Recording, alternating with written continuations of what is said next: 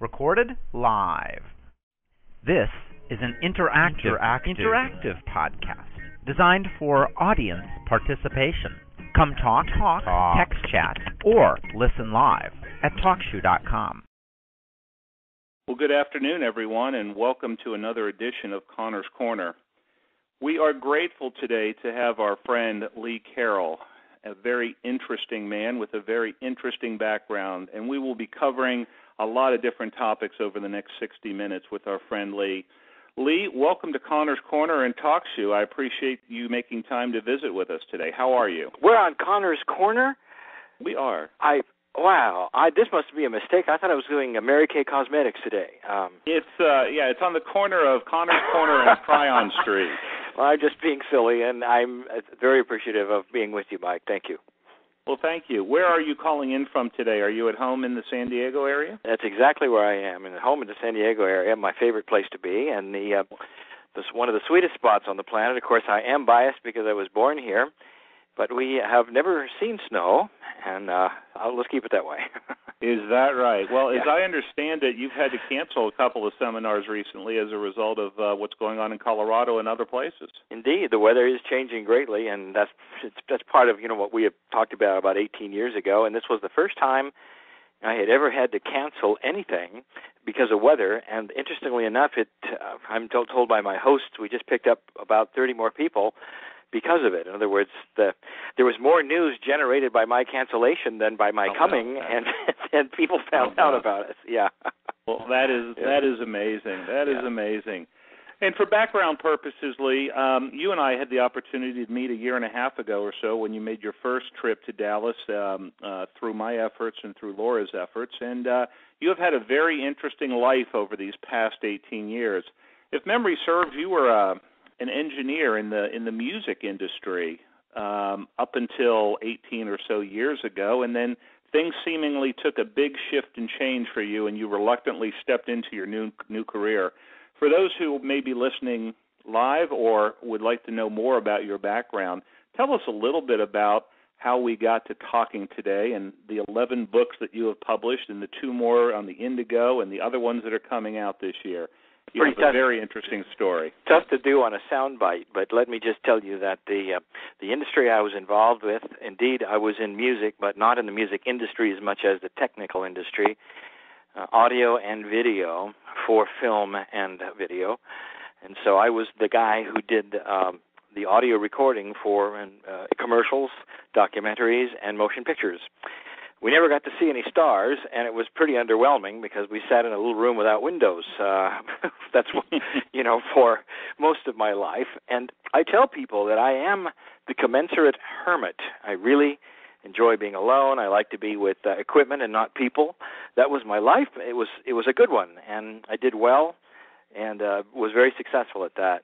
And it was when I was in my mid-40s that this all started taking place. And the story's an old one. I don't want to bore listeners with things that are well-known that I've talked about for years, but just to say very, very briefly, I was dragged kicking and screaming to a psychic channeler, actually, in those days, and I was very, not only just a hesitant, I was one of those guys who made fun of them all. So I've had a lot of experience with hecklers and stuff because I was one. Mm-hmm. And so I really do fully understand what it feels like not to believe in this stuff and have a tremendous empathy for those who don't, for good reasons. So because I was that person and didn't want to go, and this guy told me some stuff I didn't believe, and just leave it at that. And 3 years later, I was taken again to another guy. And the reason I went there, by the way, is I was with my partner Jan at the time, and she took me, very new age gal, my business partner. And it was her birthday, so that's why I went. So you understand the dynamics there, Mike. So I went to this other guy he's about 20. The first guy's about 60, and he told me the same thing. And this, they don't know each other. The thing that they both told me that there's a magnetic master on the other side of the veil named Kryon. A name to me it sounded like spray paint, by the way, and who was going to who wanted to talk to me, and I was supposed to talk to this guy or gal or whatever it was, and I just was floored the second time it happened because what are the odds that a guy who didn't know the other guy 3 years later would have the same message about a name nobody had ever heard of. So this really set me going. And you might say that it took 3 years of introspection before I decided that it was okay and it was real and all like that. But it was really kind of a show me experience. And the joke was that it took logic in order to get me off the pile and start looking, because that engineering brain said, I want to know more because this can't be happening. So that's how it began. And then it led to the channeling. It led to the writings. It's been 18 years now. We've been writing constantly, and I think we're 11 Kryon books and 2 Indigo books. And along the way, Jan and I introduced the Earth to the term Indigo Children. A lot of people have heard of that. We were the ones who put that forward. That book has sold 500,000 books in 24 languages. It just has gone around the world. I'm not known as the Indigo guy. I'm the Kryon guy, and yet that's part of the journey. So I report it. And now, of course, the Indigo Children is even going to hit the Webster's Dictionary soon, and it's been reported by even the major networks and things of this nature, whether they believe it or not, or whether they're going to make fun of it, but it's still there. And that was our doing as well, and it was all channeled material. So that's kind of the journey up to now. So you want us to believe that you spent time in a 14 by 14 cubicle with egg crates cushioning on the walls, and now you travel the world, write books, and talk about a magnetic master on the other side of the veil. I would think there's some electromagnetic challenges in your last industry, Lee. I mean, yeah. What an amazing story. Well, if anything, it goes to show that when you do have an epiphany and when things change, there can be remarkable changes. I was not a writer, and I am now. I was not a public speaker, and I am now. I was on the other side of the mic, not this side of the mic. So all of those things came about, and it's almost like I was doing it all the time. The equipment was there, I just didn't know it, and so here we are. So yeah, it was a remarkable change over a relatively short period of time, and I show and I tell people that if you wonder if you can do stuff, and I say there goes me, because I was the one kicking and screaming and saying I can't channel in front of people, I can't speak in front of crowds, I can't write a book, all of these things. Those were all things that came out of my mouth. So I tell everybody I can that there's a lot going on in who we are and who we think we are and what the perceptions are.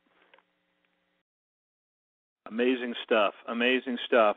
Again, we are with Lee Carroll, the channeler for the entity Kryon, the Magnetic Master. Lee is calling in from the San Diego area and will be in Dallas next Sunday here at the Spiritual Fitness Center, just off I-75 in the Richardson area, from 3 to 8:30, and we're all looking forward to that, Lee, and your visit back to Dallas. What a wonderful opportunity for many of us to reconnect with you again. I love Dallas. It's when I didn't travel much during my whole life. I didn't travel much. I've done all the traveling I've ever done in the last 18 years, and it's all been with Kryon. So I've got to go to places that I had some really interesting ideas about. For instance, Dallas is one of them. All through my childhood and as a young man, I had seen movies. I saw the movie Giant. I saw some of the others, and I knew where I was going. I was going to a place where there were just tumbleweeds, called Dallas. And I was so shocked when I landed because, of course, there was a big city, high-fashion water, lakes, all kinds of trees, all kinds of things. So I was laughing to myself when I landed and saying, this is kind of like a paradise, We like it very much. We appreciate your making time to come back again. It's only been a year and a half, and I know that typically that's a little sooner than you would go back to a city, as we discussed late one night after dinner. Yeah, there are certain cities I will come back to sooner when I know that the energy will support it. I'm very careful. I don't come back too soon because there's the human nature thing says it's kind of like they've seen me before, they just saw me, and time goes quickly, and it's almost like they've seen the movie. So we try to wait 2 years before I come back. But Dallas is different. Great. Well, we appreciate that you're doing it. Give us a little background, Lee, on the history of channeling. I know it's a part of the presentation that I've witnessed before, and certainly its roots go back very, very far. Share with us a little bit about what channeling is and how it works for you. What is your sensation when that takes place? Let's start it when I think the beginning is.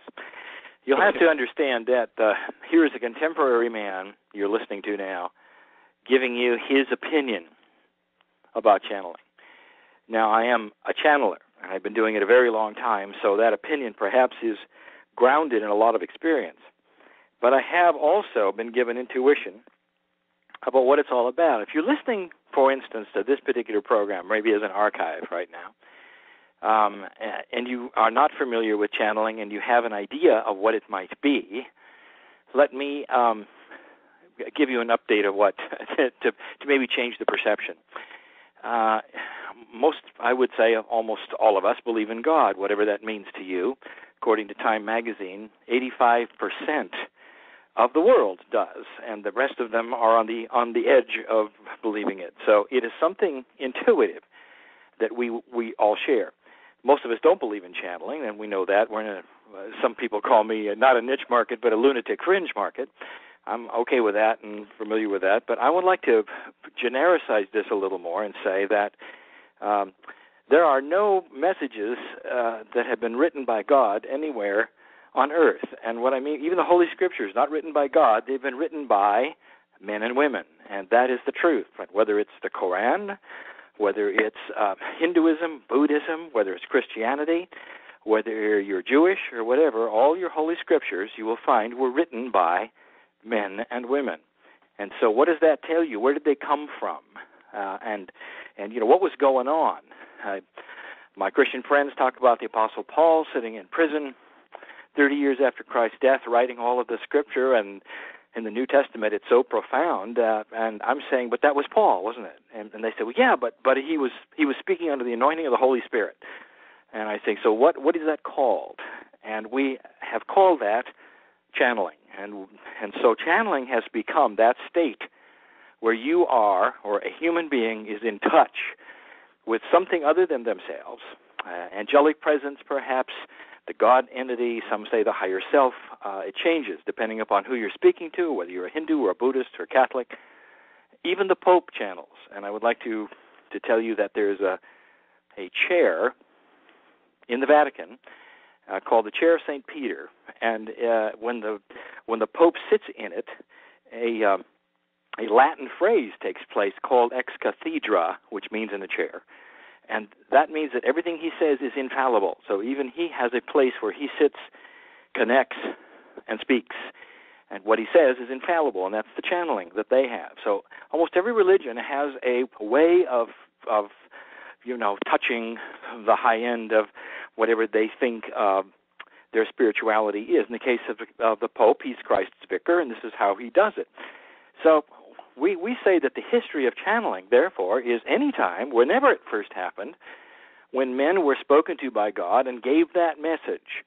And so this is the difference between then and now, and the Apostle Paul, for instance, and myself, is that we're looking now at different kinds of energy where we are all encouraged to get these messages through our higher selves. And we're not necessarily writing the Bible, but we may be writing our own Bible. We may be writing things for our own selves and our own lives, answering the questions that only we can ask for ourselves. What will I do? What's correct? What's incorrect? Where's my guidance? What's my morality? All of these things. Am I right? Am I wrong? Do I turn left or right? Wouldn't it be great to say that, well, why don't you just get in touch and find out? That would be channeling. So that's, if I wrap that part up, I say that's the history. That's where I come from. Now, there's a whole lot of,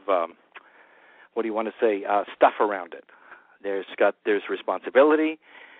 There's a whole set of rules that if you do it long enough, you start realizing what they are. And you can't do it idly. If you're going to release it for other people, you've got to make sure it's correct. And therein lies discernment. And some people do it before it's ready, and I don't have to be the one to tell you who that might be, but I'll tell you, if you listen to a whole bunch of them and you find people who are trying to get you to do what they want you to do, they're not channeling. They've got an agenda. So one of the first things is there's no agenda. It's usually uplifting, and you'll find that in Scripture, uplifting messages from Spirit that congratulate you and give you advice for bettering yourselves. So that is the crux of it. And the more longer I do it, the more convinced I am that it is correct and proper. It is not weird, and there's a lot of people who agree with me. Amazing. I found the guidelines for discernment and the part about the responsibility and the footnote that you have about channeling on your website, Kryon.com, under the About Channeling section if you scroll down near the bottom. And those are certainly attributes that I know that you believe in and that you espouse, and that I think it's a really good snapshot, if you will, of some of the key things that are important in channelers. And certainly your background in 18 years and the messages and the receptivity of your books and the number of people that visit with you via the seminars and cruises and things of that nature that you host pretty much every year is a testament that your messages do meet these criteria and that people feel much better about their lives and themselves as a result of the empowering message that we seem to hear from you versus one that's a little more egocentric that we may hear from others. There are a whole lot of us. It's not just me. There's a whole lot of empowering speakers today that some of them claim they're channeling outright and some don't claim they're channeling, but they are. And there are some who are friends of mine. There are some who actually grew out of my own organization into what they're doing now. The message is not me alone, and it never really truly was. We had something happen, and whether we talk about it or not, in 1987 to the Earth, we call it the harmonic convergence, which really started a shift. My friends talk about this in various ways, even including my friend Kahu Fred Sterling in Hawaii, and he even wrote a book called The Great Shift. He had his epiphany in 1989, exactly when I had mine. It's almost like we were channeling the same things from different directions, in different ways, different words. But when we got together and started discussing it, we found out we were getting the same message almost exactly, and that is we have changed. The world has shifted and changed, and so things are not like they used to be. And we have a lot of people who are channeling, like I am, various messages, and they all sound similar in different words.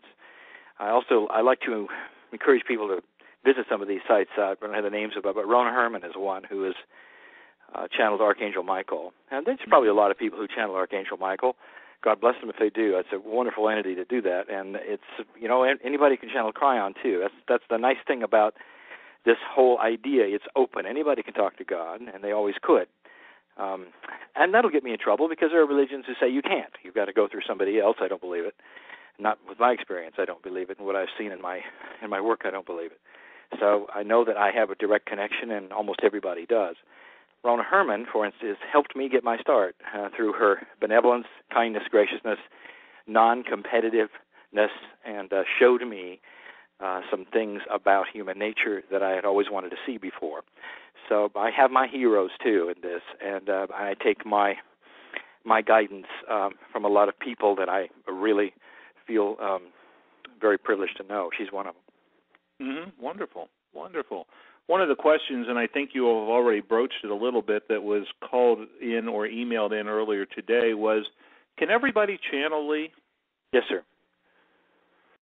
Everybody. And who exactly is it that they believe they're channeling? How does one know that it is their higher self, that it is Jesus, Archangel Michael, Kryon, or Kryon, or anyone else along those lines? Good question. Let me take you back. I first saw this. And you don't have to be spiritually minded. You don't have to listen to a program like this, read a Kryon book, or get weird in order to understand this. And I want to talk to anybody who's ever seen creatives work. I spent my life in front of musicians, and I saw them scoring movies. And they would come in. The clients would come in with these scenes that looked like right out of a B film. They were not edited. They were ugly to look at. They were in black and white, and the scoring.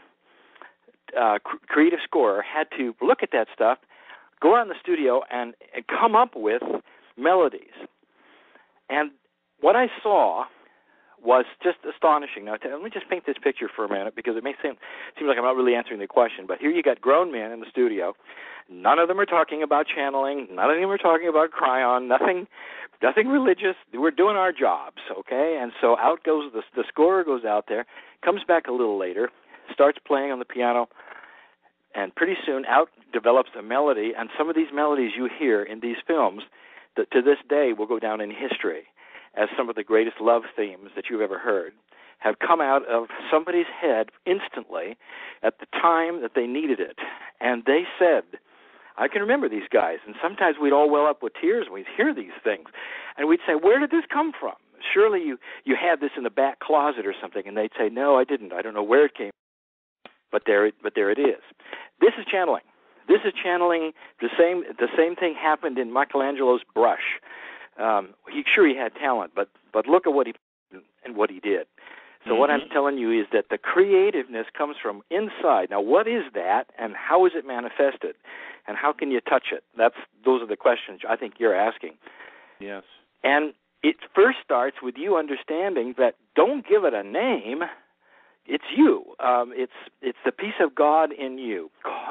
Everybody has to give it a name because we're in 3D, right? So sure. We call it the higher self. Christians call it the Holy Spirit.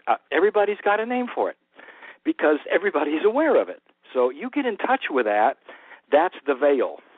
And then coming through that is all of this power, a source of knowledge, talent, music, art, all of these things come sailing through.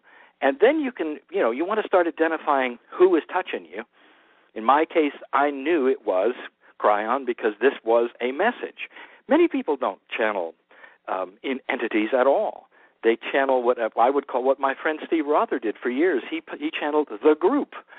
And we'd say, well, who is it? You got to give it a name. And he said, there's no name. He says he didn't want to use the word collective because that was like Star Trek's Borg. If you're a science fiction guy, you know what I'm talking about. But it truly is a collective. When you go to the other side of the veil, you're not going to be, they're not lined up with bodies and angels don't have skin and wings like we paint them. It is an energy that you're tapping, which is all together. And so it's tough to discern who it might be. But many people know who it is because that energy steps forward. I'm Archangel, I'm Kryon, I'm Jesus. But most of the time, you have a situation where people are channeling simply their higher selves. And that's the same source. It just doesn't have a fancy name that sounds like spray paint. Gotcha. And it's probably messages for that individual and perhaps not necessarily messages for the world. That's correct. And sometimes even the channeler I went to for the very first time, he was one who channeled his higher self, but his messages were profound for everyone through his higher self. I think it was, I think the name was Adama or Adamas or something of that nature, not to be confused with the Lemurian lady, but who some of you know. But I remember that very vividly. I was wondering who that was, and that turned out to be his higher self. And the information was good. Wonderful. Amazing. Again, we're talking with Lee Carroll, one of the channelers for the entity Kryon. Lee's calling us from the San Diego area. And Lee, you're heading to Denver. Is it next week if the weather cooperates? Actually, I'm going tomorrow morning. Tomorrow morning? Okay. I understand the weather is cooperating. And it is cooperating. Glory be. And the gods of snow have visited and done their thing, and now it's melting, and that's a good thing. They have cleared a path for you. And the planes can land, and that's all I care about is I want to get there. Yeah. I understand. How wonderful. Well, Lee, it seems like there's a general consensus among channels that 2007 is going to be a very significant year, and it's likely a great shift in consciousness. What does Kryon tell us about this upcoming period? Can you give us a glimpse into what we might expect this year?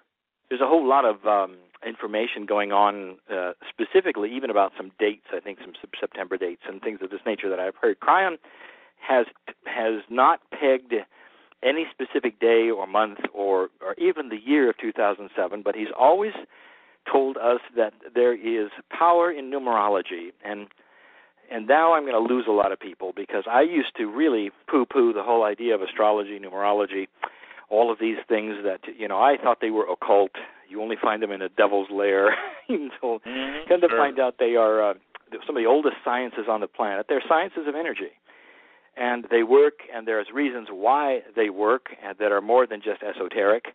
And I'm not going to get into that, but I've seen it with my own eyes many, many times. They're great tools.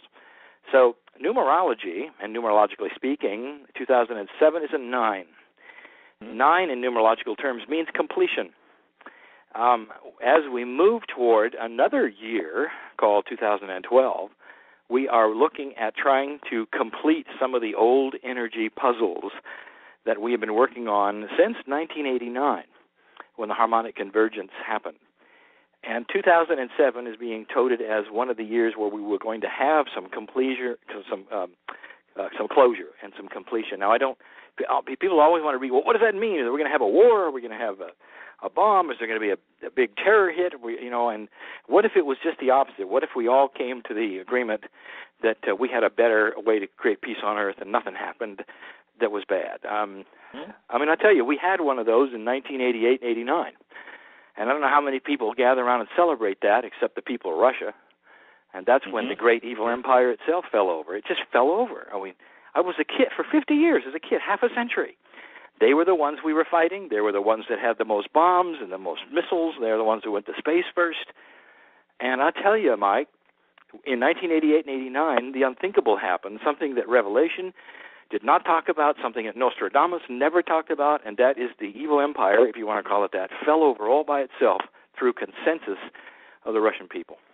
And so there is an example of a year, 1988-89. If we'd have said, this is going to be the year of completion, everybody would have been frightened. There wasn't one shot fired.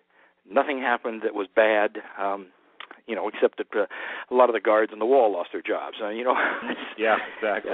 So you take a look at that. That's revelationary. That is awesome stuff, apocalyptic, because it was out of the purview of all of the seers and all of the psychics and all of the scripture. It just happened, or seemingly, and it shocked us, and we had peace on earth suddenly. And, of course, what we've done with it is another story. But there it was, a wonderful opportunity, and I can't how I feel about these things because nobody even marked it in the calendar. There isn't a big celebration. They didn't give it a name. Had there been a bomb dropped and 1 million people dead, that would have got a memorial, and we'd be honoring it still to this day. Yeah, as the end. But grieving. Yeah. But here is it's out of the paradigm of what we expect, and I'm telling you that these things are possible. And 2007, it could be one of the years for it. Interesting.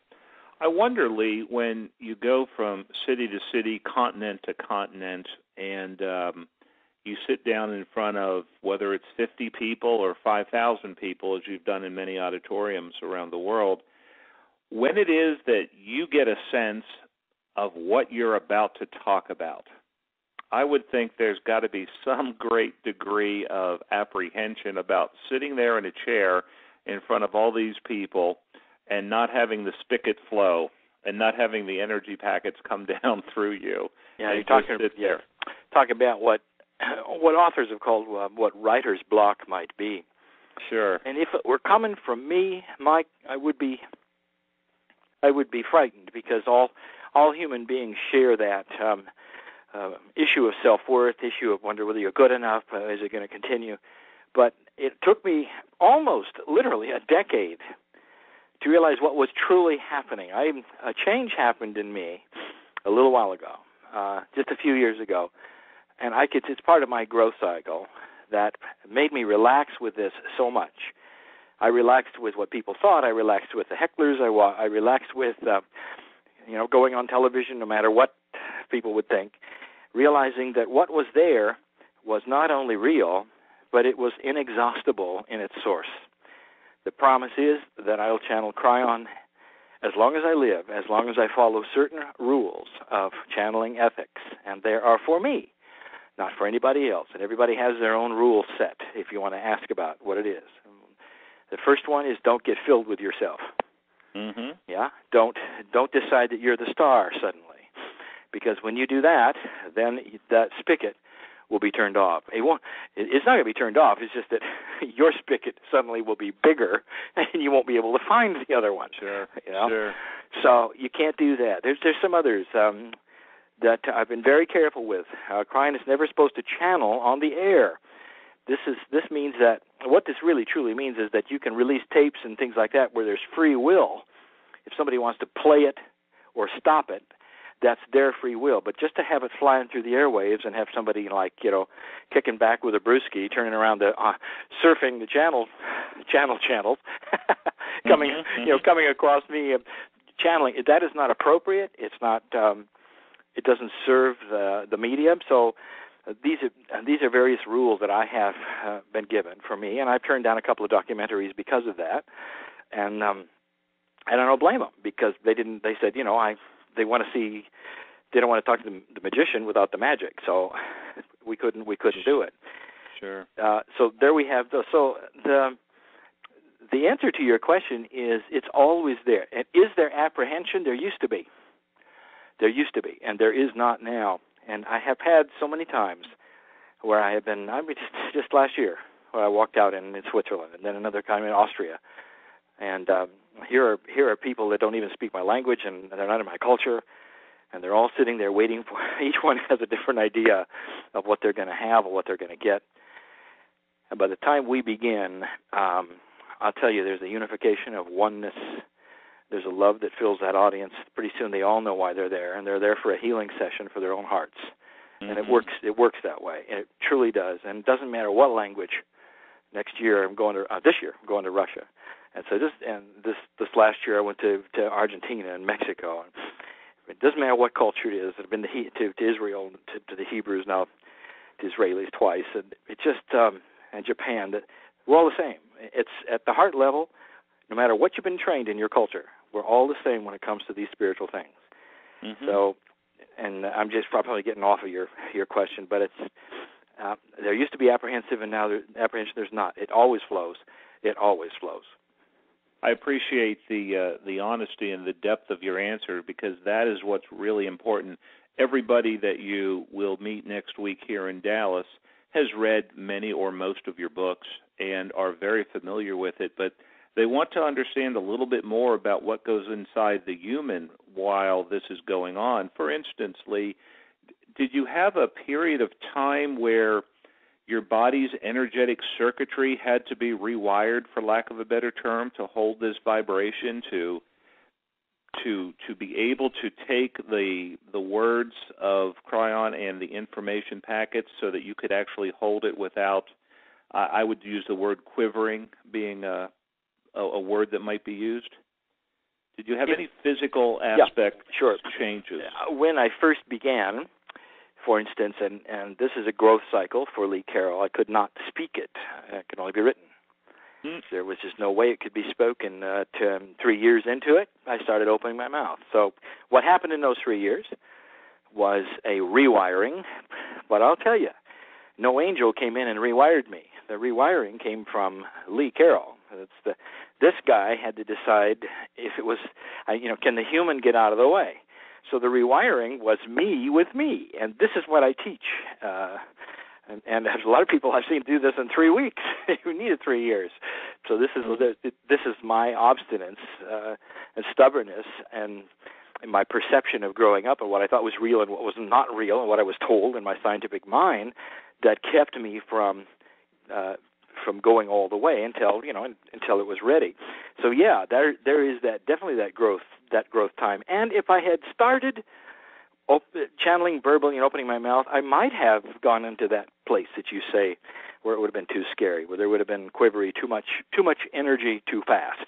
Mm-hmm, but sure. I was fortunate to have this kind of a mind that would never allow me to go faster than I was supposed to go. And when it came time to do the things I was supposed to do, even then I wasn't truly ready, but I was put in a place where Kryon would say, do it. And I would say, I'm going to need help. And he'd say, I always, guys, I tell you, and I don't hear voices. These things are thought groups. They're part of me when these things happen. And you'll see me smiling during channeling on stage when Kryon and I are actually having a conversation apart and beyond what is being channeled, and he is saying, I'll help you through it. And there's no greater feeling than having an angel take your hand. I'll bet. And that is what goes on when I'm in front of thousands of people and I'm sitting down saying, I haven't the foggiest idea what I'm going to say. You know, and when we begin, out will come not only just, you know, lovely things, as it always does, but there'll be like a six-pointed plan. There'll be 8 subjects. There'll be a lecture with structure. It's if you go back and start looking at the many things that Kryon does, he normally puts it into a structure, like a teacher would. And these things are not known to me in advance, and they come through in that fashion. And then when you see me, when it's all over, you'll see me really smiling, great. That's the feeling of, we did it again, it worked again. Amazing, Lee. Again, for those of you who are just joining us right now, you're on Connor's Corner on TalkShoe.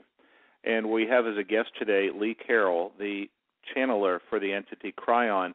Lee will be joining us in Dallas on Sunday, January 14th at the Spiritual Fitness Center from 3 to 8:30. And if anybody is interested, having heard this little session with Lee so far, please email us at cryondallas@yahoo.com for more information, or go to the kryon.com website and look for the seminar and the workshop section, and you'll find us here in Dallas. And please get in touch with us right away so that we can save a spot in the room for you all to experience the energetic field that Lee is articulating for us so beautifully right now. I want to talk to your listeners for a moment, those who might be listening live and those who might be listening to the archives in the next week and months. That is, there's something really, truly phenomenal happening right here, right as you listen. And you may not mark that as something amazing, but you'll notice there are no commercials here. This is free. And the resources that went into this have to be paid somehow, but it isn't by listening to commercials in between the breaks. There aren't any. Those of us who are authors go on radio shows often, and when we go on them, quite often there'll be an hour show, and literally we will only speak 20 minutes. And the rest of it is interruptions and commercials. That isn't happening today just because of this venue and the kind of technology that we're looking at and different ways of these people making their money. So here you are, and you get a whole hour, and it's a whole real hour. That's very, very unusual. How wonderful. Thank you for those kind words, Lee. You have spent time not only crisscrossing the world, but you have actually channeled a number of times in front of ambassadors at the United Nations. Can you give our listeners an idea of what it is like to have a channeler at the United Nations? Not once, not twice, not 3 times, but I think you've been there 4 times, and they keep asking you back. Yeah, I think we're about ready to do our 5th or 6th time, and let me just give you a perspective. Yeah, there's a difference. It's the only time I ever wear a tie. Well, I take that back. I also wear a tie in Japan. So I'm very culturally appropriate. Wonderful. Because man on the streets wearing a tie, I should also on stage. But the whole atmosphere is different. But let me set the stage. The United Nations has what they call a social club. There's many of them. There's probably 60 or 70 social clubs that are clubs that the nationalities usually have of their own. The Africans will have a dancing club and this kind of thing. And long ago, there was one for the people who were spiritual, who wanted things like channelers, like psychics, like sometimes UFOs and those kinds of things. And that became the Society for Enlightenment and Transformation. And it is a chartered member of the UN. So it belongs to the UN. Only employees and delegates can go, and members of the club. You can join the club if you want to, and you don't have to be part of the UN. But that's if you live in New York and want to pay the membership due. But it's a closed group, and it's we have channeled in committee rooms, the Dag Hammarskjöld Auditorium. So it's inside the secured areas where only the delegates and the employees can go, and it'll be a short one. It's like an hour, and it's or maybe an hour and a half. It's supposed to be what they do, on their lunch break. And as I say, we've done it 4 or 5 times. And I'll just give you, just since you ask and you want some personal information and stuff that perhaps few have heard before. There was my first time. I remember it was my first time to New York City, and you talk about perceptions. I was not ready for New York City. I thought that's where everybody gets mugged. I'm from San Diego. It's not a big city. Sure. And so here we were in New York, and first thing that happened is I felt great. I realize now that New York is a place that really agrees with me. The city does, and it's not a place I think I would like to live. I love San Diego where I am, but I have no trouble going there. I fit right in, and I like the energy there. So I was bowled over by that revelation. But then when I went to the UN, I didn't know who was going to be there, and I was puzzled and a little bit fearful. And these are the early days also. I don't mind telling you that this guy has his issues too, and one of them was, am I good enough, and what will they say? There was this one guy in a gray suit with big bushy eyebrows. I watched him the whole time. We did our thing, we meditated, we channeled the whole thing, and my brain was saying, this was back in my first time being there. What was it, 91, I think. Anyway, I thought, he's a Russian. So here we are with another perception of what Russians must be like, and especially if he was a delegate and USSR and all the other things that we had been trained and perceived all these years. And so we finished, and much to my shock and a little bit of my horror, he stayed. He wanted to stay in line. And I thought, well, oh no, he's staying. The Russian is in line, So here he was, everybody shaking my hand, and they have to get back to their meetings and stuff. And sure enough, he was a delegate. It's right on his chest, this delegate. And I looked at it and I gasped, and I hope he didn't hear me because it said Russia. I was right. Uh-huh. Russia. He was from Russia. And he looks at me, and I look at him. Tears well up in his eyes, and he hugs me and he says, "We need you here." And I about melted. I tell you this because you make judgments, you make up your mind beforehand. Here was a guy who was so ready for this message, and he was a light worker, he was a delegate from Russia, and I had sized him up and decided he was somebody else, in my mind. Mm-hmm. And he made me feel so small that day. I'll just never forget that. So there's a lot of these kinds of experiences, and it doesn't get old. When you get into that building, and a lot of people want to relegate it to uselessness. A lot of people say nothing happens there, and they don't know the majority of what happens at the UN. It's about children's issues. It's about disease. It's about clean water. There's just a whole bunch more than the Security Council that you see doing very little. Certainly. Lee, we have a lot of people who have called or emailed me in the last couple of days since we announced that we were going to have this chat with you today. Some are interested in changing careers. Some are interested in, is being a medical doctor appropriate for me versus a light worker versus an energy medicine kind of profession? Wow. How can I make a transition into that? We have all sorts of things going on, not only in this country but around the world, relative to the indigo children and what they are and how they're acting. And you and I had a chat probably 6-8 months ago regarding one of the indigo movies that was coming out, and we had some interesting chat about that as well. Can you give some insight to your perception of what it's like for people in the process of changing careers and challenges in different areas, especially with family? Two big issues, two big questions I want to think about. We'll do the first one. Okay. And that is about the changes. If you are out there and you're thinking about, suddenly it's come up, and it's not really a midlife crisis at all. It's not the right age for you to be thinking about this, but suddenly you're saying, am I doing the right thing? Should I stay doing this? And you've been through, let's take the medical doctor, for instance, because that's probably the most profound. You've gone through a decade of training in order to get you where you are, in order to earn the living that you're living or that you wanted to have. And that's a focus that has always been there. Suddenly you're saying, well, shall I change professions, being a holistic worker or something else like that. If you're that person or somebody like that person, I'll tell you, you are among hundreds who are looking at the same thing, including MDs.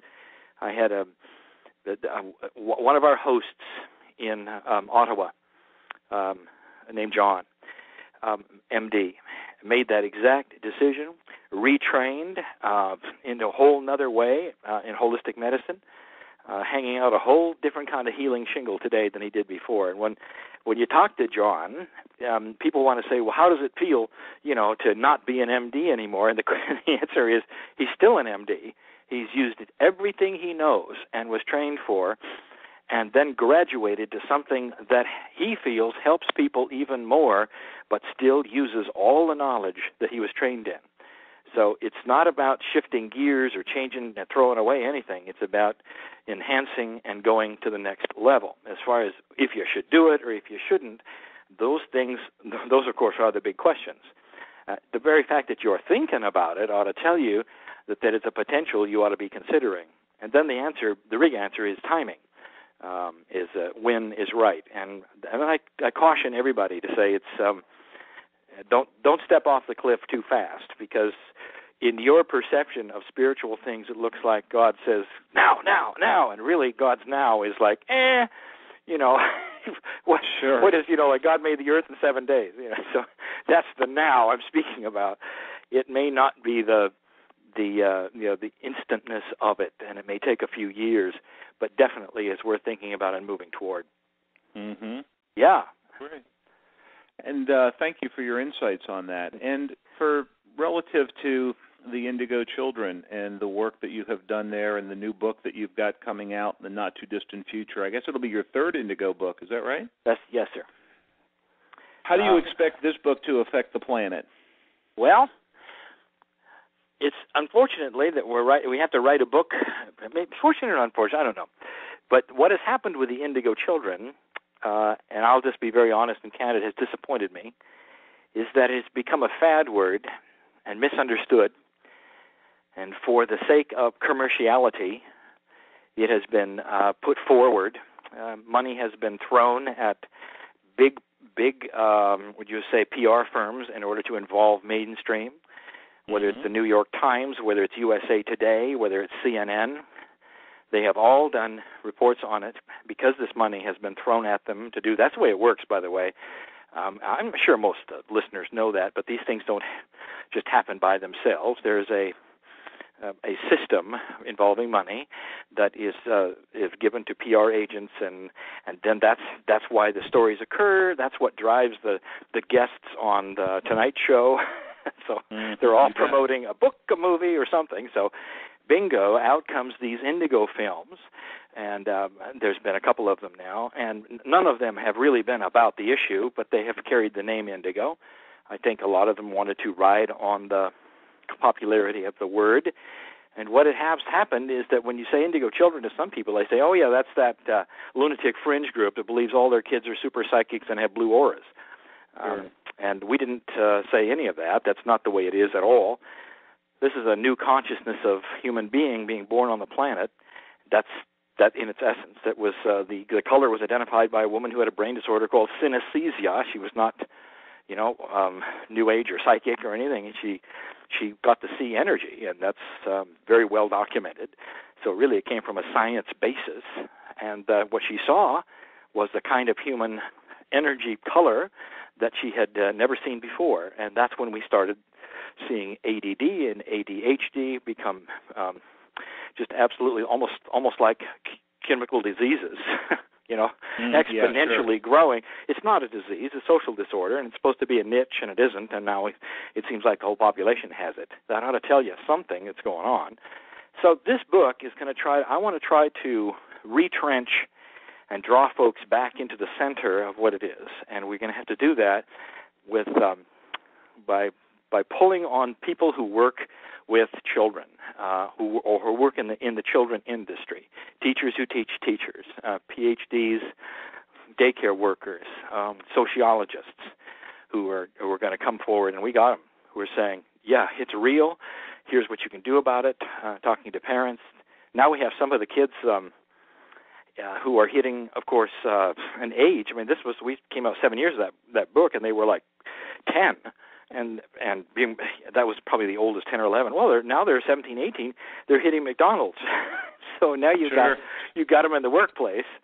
And I'll tell you, this is a chapter yet to be written, is what employers and the human resources groups and corporations are beginning to see and go through that they can't even believe. I mean, they're the ones now pulling their hair saying, what is happening to society? Because they're beginning to see the indigos, and they've never seen a human like this. The kids don't want to, how do you say this gently? They have, these children are beyond their years. They don't want to have to pay their dues, right or wrong.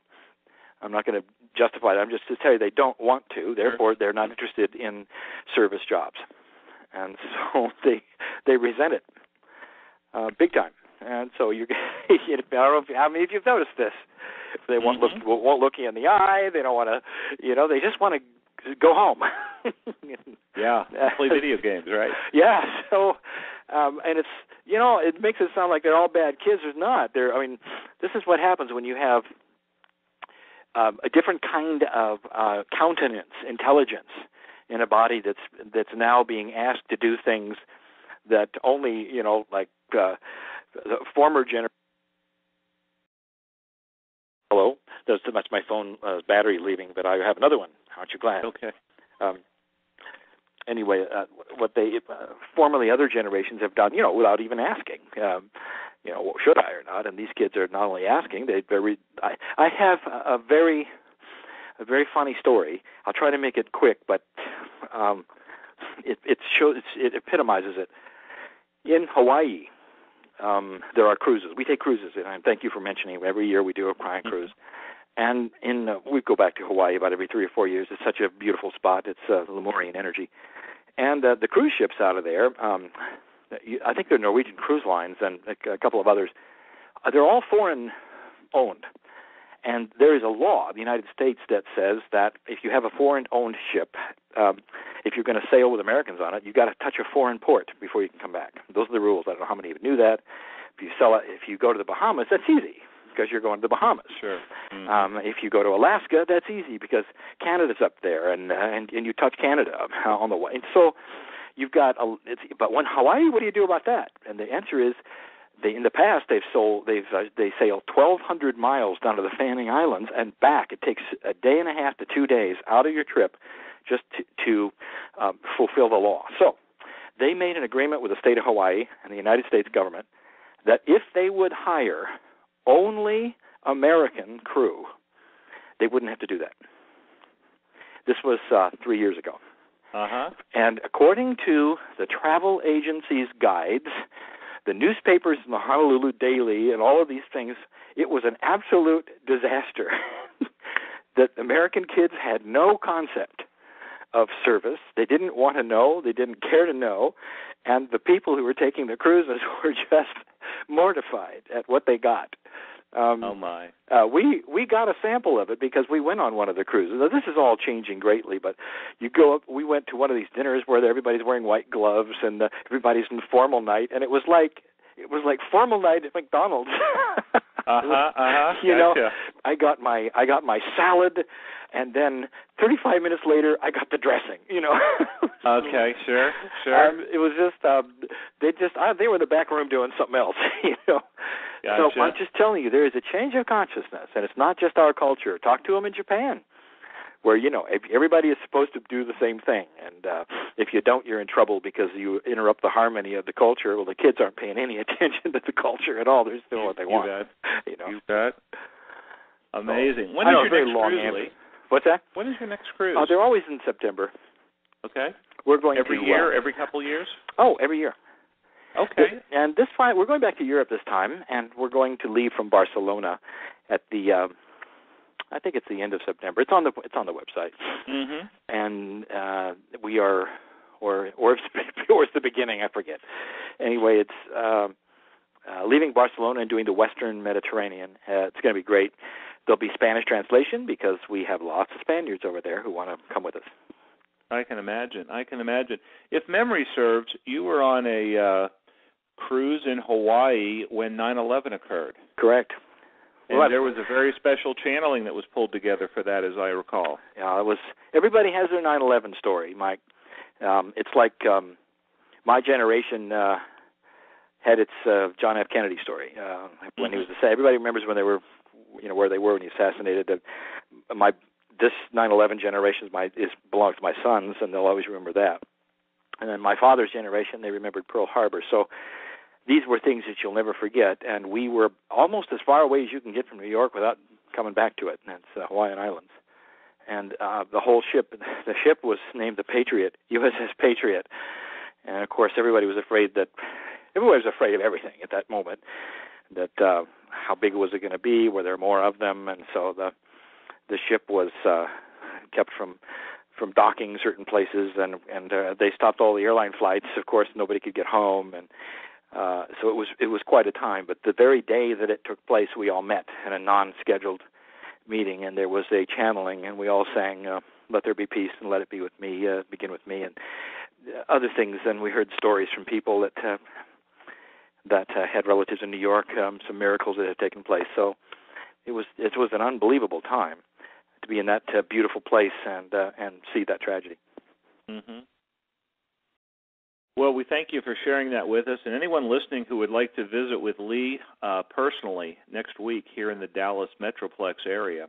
And Lee, we have people coming from as far away as Denver who are rescheduling as a result of last week's snowstorm, who had commitments, unfortunately, for, I guess, tomorrow or the next day in Denver. Oh, bless They're her coming in. People are coming in from Austin and Houston and San Antonio and all over the area just to spend some time. But those of you who are listening or who have been sent this link may want to give it a opportunity to visit with Lee directly next Sunday, January 14th, at the Spiritual Fitness Center just outside Dallas on Interstate 75 in the Richardson area.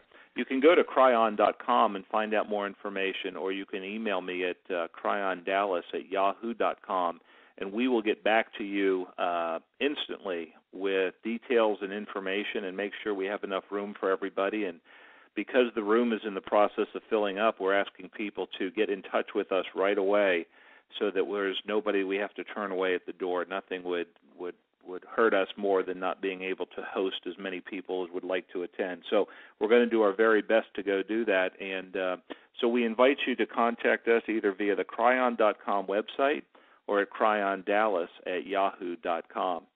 Lee, we've got a few more minutes left in our call today before we call it a day, and I want to thank you again for making the time and the opportunity to visit with us and letting those people, especially here in the Dallas area, get a little background into what it is that you're doing and what you bring from the human perspective to this great work that you're doing. Is there anything in particular as a closing message that you would like to leave with the people who are going to say hello to you next weekend?